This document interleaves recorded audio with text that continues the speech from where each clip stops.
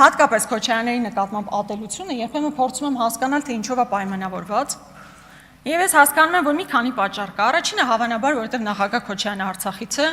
եւ դուք էլ ինչպես հիմա պարզ է դառնում, առաջ պարզ չէր,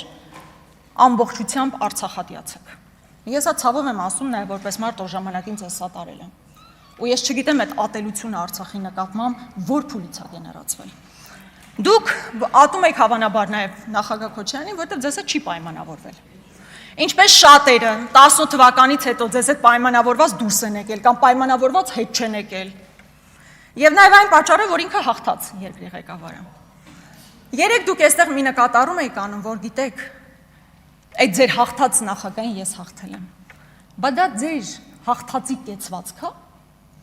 Հաղթած իրականում ընտրություն հաղթած, փաստացի երկրի ղեկավար հաստատված անձը նման վրեժխնդրությամբ լծվում բոլոր քաղաքական ուժերի նկատմամբ։ Դա հաղթած մարդու կերպար չի, եւ եթե այդ հաղթածի մասին եք խոսում, դուք 10 ընտրություն էլ հաղթեք, մեզ բոլորիս հաղթեք, միևնույնն է դուք պարտված երկրի ղեկավար եք։ Ձեր օրոք է եղել պարտությունը, ու դուք հավանաբար հենց դա է որ չեք ներում, բայց ուզում եմ ասել, որ առանձին նախագահ Քոչարյանին, Լևոն Քոչարյանին, Աննա Գրիգորյանին, մյուսներին, Աղվան Վարդանյան, Լիլիթ Գալստյան, Մեսրոպ Մանուկյան, Արթուր Խաչատրյան,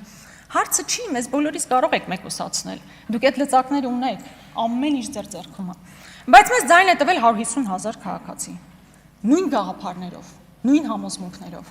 ընդդիմությանը հավաքական առումով 550,000-ից ավել ձայն են տվել, էլի այդ նույն մտորումներով, նույն հայացքով մեր պետականության նկատմամբ։ Հետևաբար դուք չեք կարող 10 հոգու մեկուսացնել, մտածել, որ հարցը լուծված է, հարցը լուծված չէ։ Եվ այո, մենք ամեն բան անելու ենք, որպեսզի արդարությունը վերականգնվի,